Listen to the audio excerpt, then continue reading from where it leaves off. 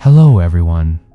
Tonight, we're back with another special story designed to gently carry you away as the day draws to a close. As the world outside grows quiet, let's journey to a remote, windswept promontory where the ceaseless roar of the ocean sets the rhythm of life.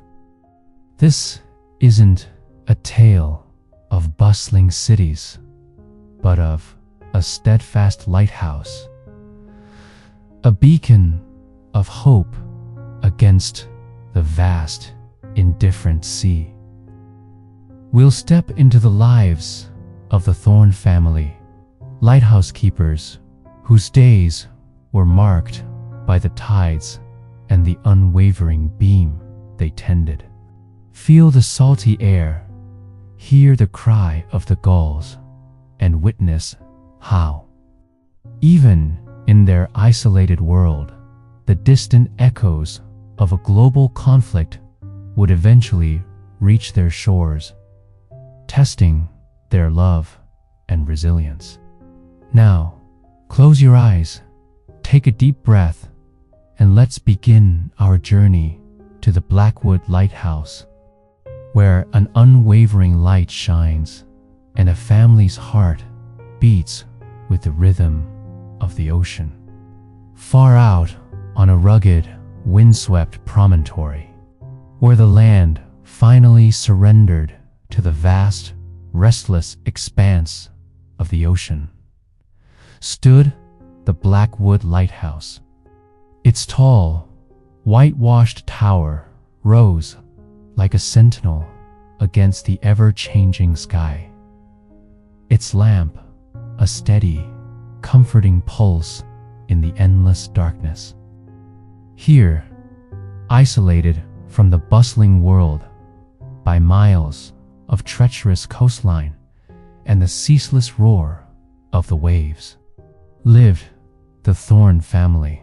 It was the early 1930s, a time that, in the quiet solitude of their existence, felt almost untouched by the distant tremors of a world slowly preparing for upheaval.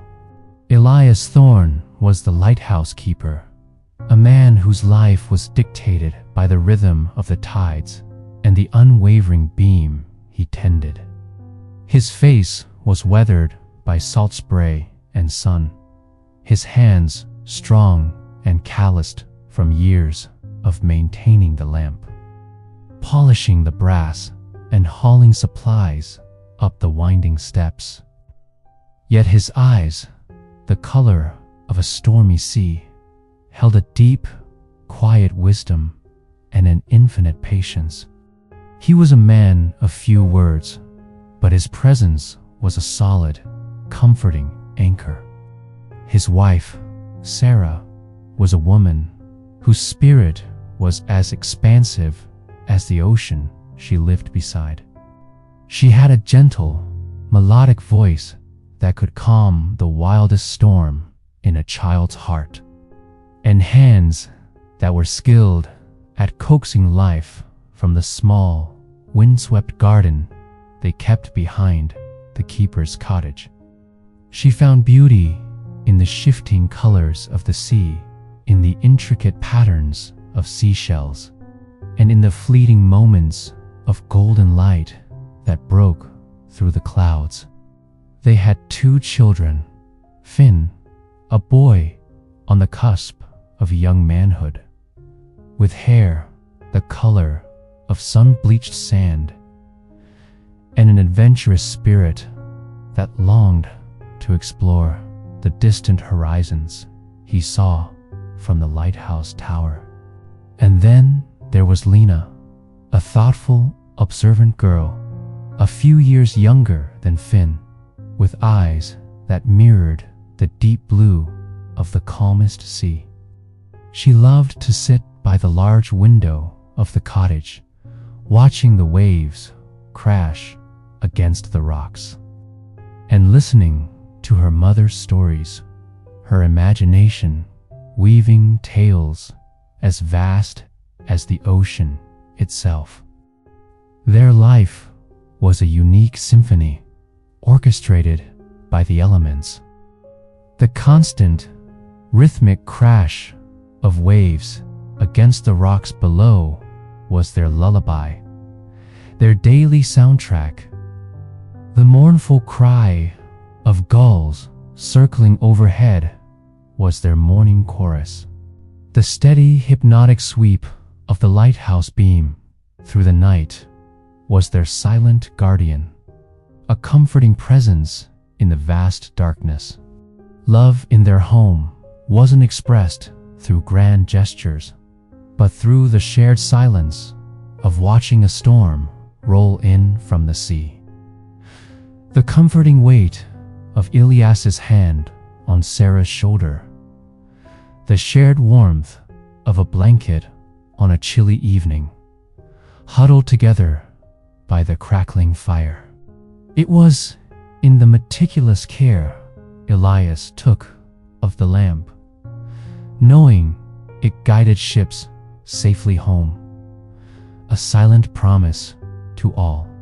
It was in the delicious, simple meals Sarah prepared from their garden and the occasional fish Elias caught, savored together around their sturdy wooden table. It was in Finn patiently teaching Lena how to tie a sailor's knot, and Lena drawing intricate maps of imaginary islands for Finn's adventures. Their days unfolded with a predictable rhythm. Elias tending the light, Sarah managing the cottage and garden, the children exploring the tide pools, collecting treasures washed ashore by the sea. Evenings were for reading aloud by the soft glow of the oil lamp, the wind often howling outside, making their small cottage feel like a warm, safe haven against the wild world. Finn, with his restless spirit, had recently found a quiet, budding affection for Elara, a girl from the small fishing village of Seabreeze, a few miles down the coast. Her father was a fisherman, and Elara had eyes the color of sea glass and a laugh that sparkled like sunlight on the water. Their courtship was conducted during Finn's rare trips to the village for supplies, or in hushed conversations on the rocky path between the lighthouse and Seabreeze, the salty air carrying their whispered words. They spoke of a future that seemed as boundless as the ocean around them. A life together, perhaps in Seabreeze, perhaps even on a ship, exploring new horizons.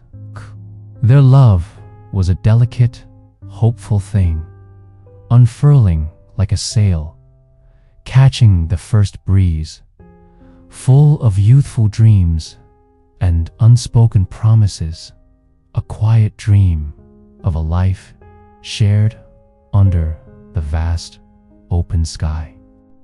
Then the distant rumblings began to reach even their isolated promontory. News carried by the occasional supply boat or a rare visitor spoke of growing tensions across the continents, of nations arming themselves, of a world teetering on the brink. Elias would listen to the reports with a grim set to his jaw, his gaze often drifting to the horizon as if he could see the approaching storm.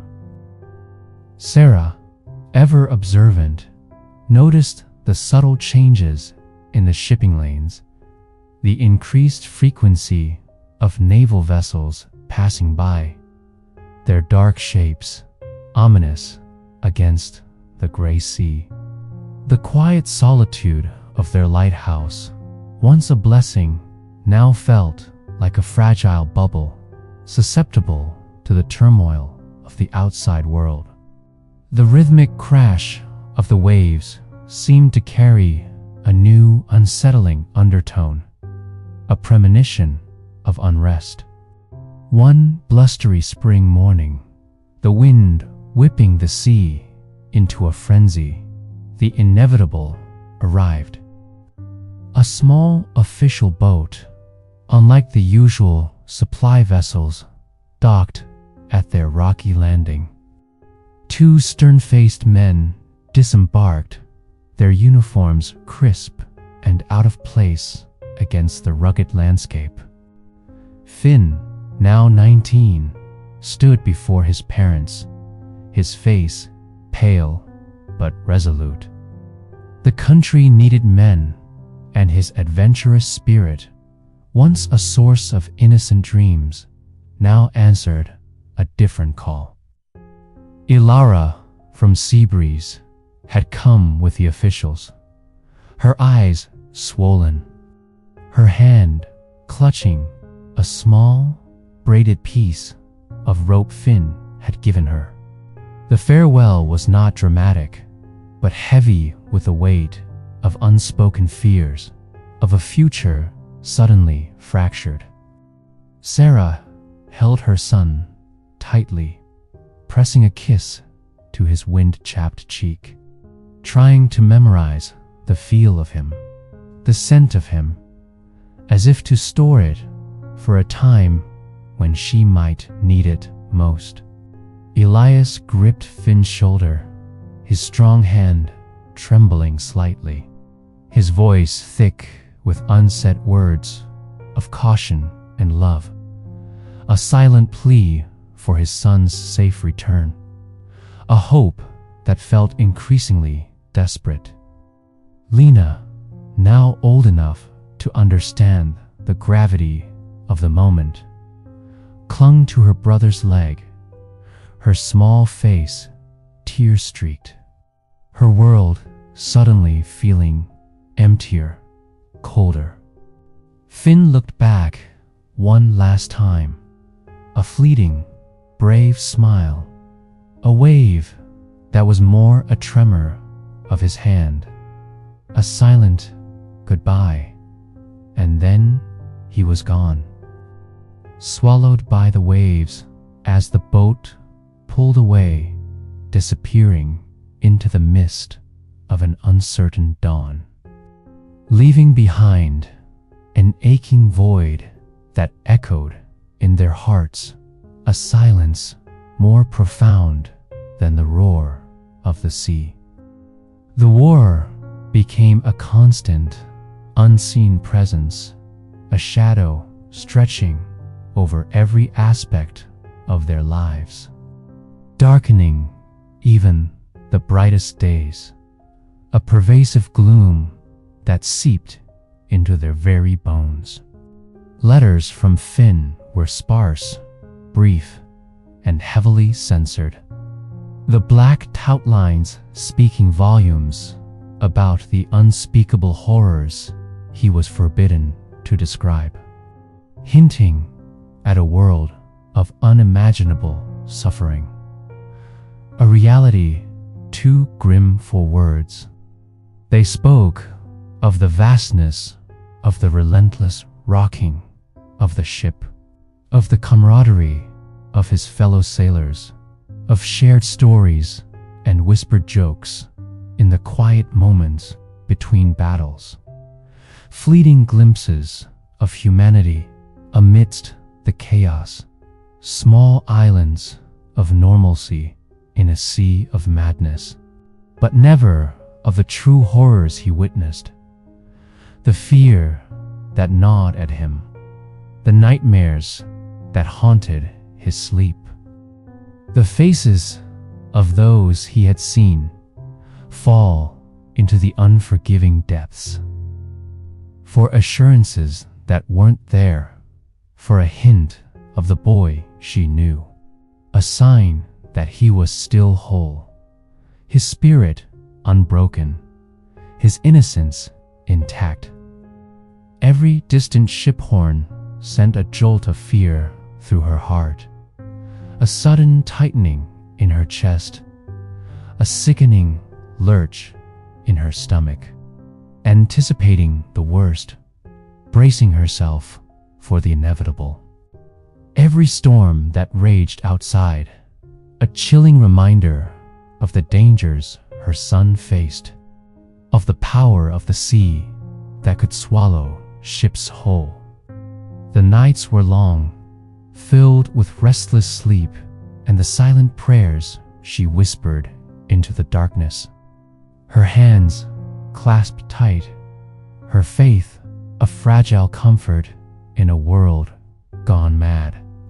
Life on the promontory changed profoundly, adapting to the harsh realities of wartime, a collective effort of endurance and quiet resilience.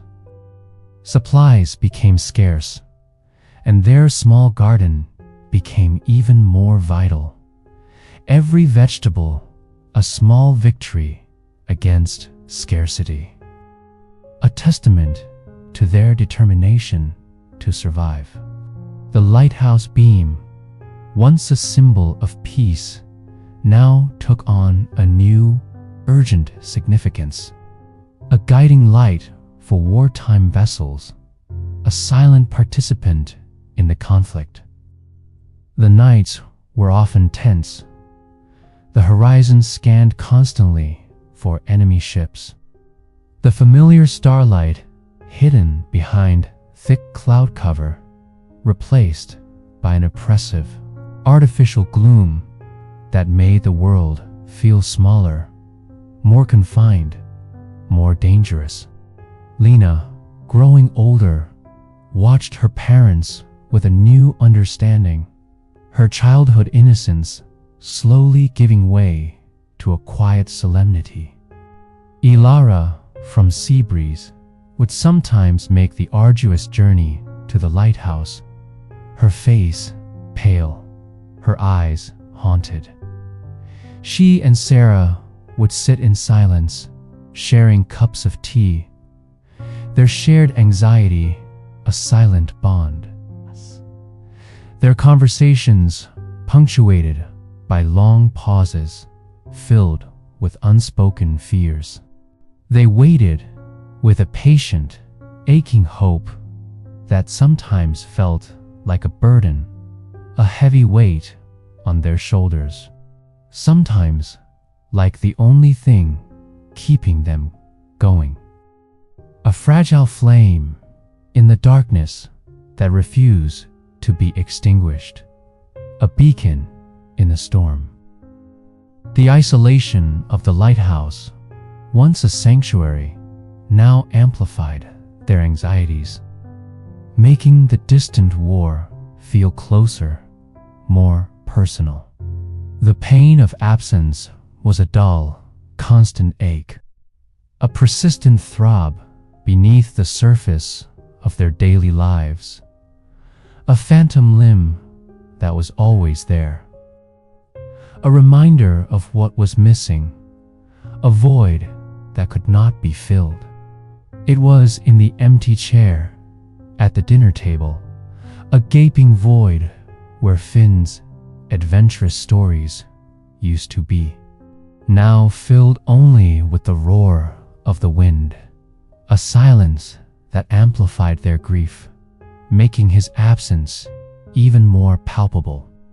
It was in the silence that filled his small room, his worn books on sailing gathering dust on the shelf, his old fishing net still by the door, waiting for hands that would never return, a poignant testament to a life interrupted, a future stolen.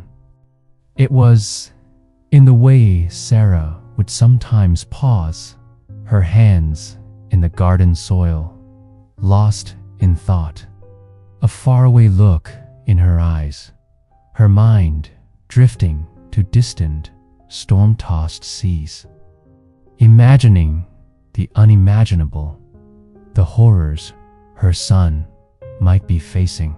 Loss, For them was not yet a sudden, shattering blow, but a slow, creeping erosion of certainty, a gradual fading of hope, a constant draining of vitality, leaving them feeling hollowed out, empty, adrift. Each day without him was another thread pulled from the fabric of their family, leaving it thinner, more vulnerable, unraveling slowly, threatening to come undone completely. Then came the official communication. Not a telegram this time, but a somber-faced naval officer arriving on a small, weather-beaten boat. His uniform crisp, but his eyes filled with a weary sympathy. He spoke in hushed formal tones, words that Elias and Sarah barely registered through the ringing in their ears. Finn's ship lost at sea. No survivors. The words hung in the air, heavy and final, echoing in the sudden, profound silence of the keeper's cottage, reverberating in the very walls of their home, chilling them to the bone, freezing their very souls. Sarah did not scream or cry out. Her body seemed to absorb the shock, her spirit recoiling, withdrawing deep within herself. She simply sank into a chair, her face utterly all the light, all the life had been drained from her, leaving behind an empty shell, a statue of grief, motionless and silent. Her hands, usually so busy, lay still in her lap, motionless, as if frozen in time, unable to respond, unable to comfort. Elias stood by the window, his back to them, his shoulders shaking almost imperceptibly. His gaze fixed on the endless, indifferent sea, his own pain a silent, crushing weight. Lena, now older, understood the crushing weight of those words, the finality of them, the irreversible change they brought, the end of an era, the loss of her beloved brother. She curled into her mother's lap, sobbing silently, her small body shaking with grief, a new kind of pain she had never known, a pain that felt too big for her young heart, too heavy to bear, a burden she would carry forever. The pain was a physical weight, pressing down on their chests, making it hard to breathe, a suffocating blanket of sorrow that enveloped them, stealing their breath, leaving them gasping for air. It was a hollow space where a vibrant life had been, a wound that seemed to bleed silently, endlessly, leaving them drained and exhausted. Their spirits depleted, their very essence diminished. Elara from Seabreeze, when she heard the news, her own dreams shattered, simply sat by the shore for days, watching the waves, her tears mingling with the ocean spray, her heart aching with a profound, desolate sorrow. She would sometimes visit the lighthouse, her presence a quiet comfort, but the shared grief was too vast, too raw for words. The entire coast seemed to mourn with the Thornes, a collective sigh of sorrow for a life cut short, for dreams unfulfilled, for the innocent youth lost to a brutal conflict that seemed to devour the young, leaving only devastation in its wake. The days that followed were a blur of hushed condolences from the few who braved the journey, empty gestures of sympathy, and the crushing weight of a silence that screamed Finn's absence. A silence that was more deafening than any storm, a constant, painful reminder.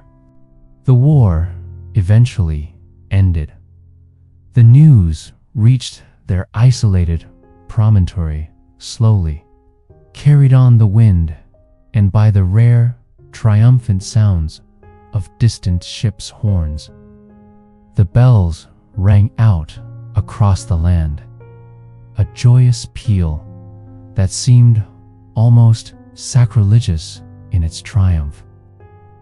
A celebration that felt alien to their grief, a stark contrast to their inner turmoil. People cheered in the streets of distant towns, a joyous cacophony of relief and celebration. But in the Thorne home, the silence remained, a deep, abiding quiet that no amount of cheering could fill, a quiet that was a constant reminder of their loss, a monument to their sorrow. The world celebrated, but their world had shrunk, scarred by an indelible mark, a permanent void that could never be truly filled, a wound that would never fully heal, only scar over leaving a tender spot. Elias, though he continued his duties as lighthouse keeper, his hands, still skilled, moved with a new slowness, a weariness that went beyond physical exertion, a burden carried in his very bones, shadow in his kind eyes that spoke of profound sorrow, a silent testament to his enduring pain. Sarah's hair began to show more silver, streaks of white appearing like frost on a winter morning, and her smile, though still kind, held a permanent shadow, a gentle melancholy that never quite left her eyes, a quiet sorrow that time could not erase, only soften like the edges of an old photograph. The aftermath was not about grand healing, about a sudden return to normalcy, but about quiet endurance, about finding a way to live with the absence, to integrate the grief into the fabric of their daily lives, to carry it as a part of who they were, a silent companion. The shipping lanes slowly filled again. The sounds of life gradually returned to Seabreeze, a gentle hum of normalcy that slowly, tentatively filled the air, like a hesitant spring after a long winter. But the echoes of what was lost lingered, woven into the very fabric of the place, into the stones of the lighthouse, the roar of the waves, the cry of the gulls, a constant, subtle reminder. Elara, from Seabreeze, eventually found a new path, though she carried her memories like precious, fragile things, forever etched into her heart. A silent testament to a love lost too soon, a love that would forever remain a beautiful, painful memory, a bitter-sweet echo, she never forgot Finn, nor the brief, beautiful dream they had shared. A dream that had blossomed and withered in the shadow of war, a poignant tale of what might have been a life unlived. Years turned into decades, each one bringing new changes, new seasons, new faces. The relentless march of time, carrying them further from the raw pain, but never truly away from the memory. Elias and Sarah grew old together, their love deepened by shared sorrow and the quiet strength they found in each other. A bond forged in the crucible of loss, a silent understanding that transcended words, a comfort found in shared silence, in simply being together, their hands clasped on cold evenings. Elias continued to tend the light, its unwavering beam, a symbol of his own steadfastness, his dedication to guiding others through darkness. Sarah continued to find beauty in the sea, in the small, hardy flowers that grew on the promontory, her spirit finding solace in the enduring cycles of nature. They watched Lena grow up, marry a kind fisherman from Seabreeze, and have children of her own, building a new branch on the family tree. A continuation of life despite the losses, a testament to hope and resilience.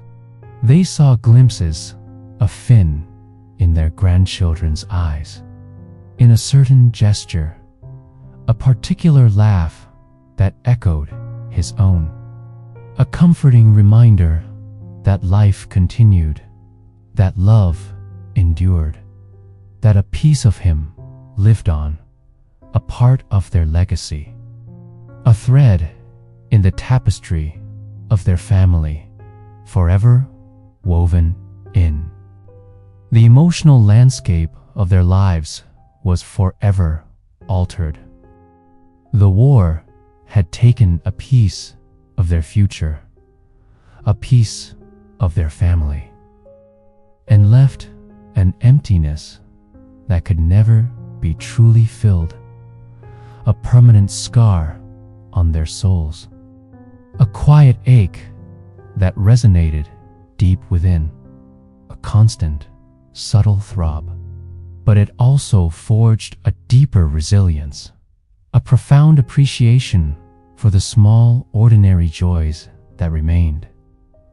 The warmth of the sun on their faces, the comfort of a shared meal, the laughter of their grandchildren filling the cottage with new sounds, new life, new hope, the scent of salt and sea, the rhythmic crash of the waves, the steady sweep of the lighthouse beam.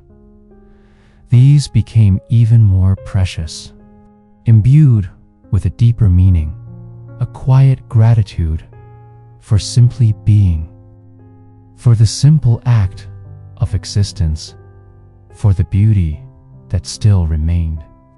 They learned that grief was not something to be overcome, but something to be carried, a part of their story, a quiet echo in their hearts, a testament to the depth of their love, a silent strength that defined them.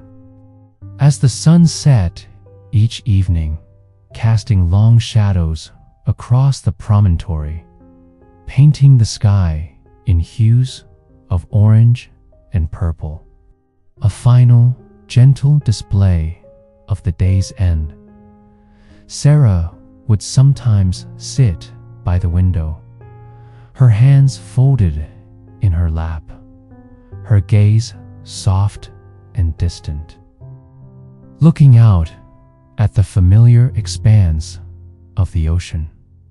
She wouldn't be crying or even actively remembering any specific event.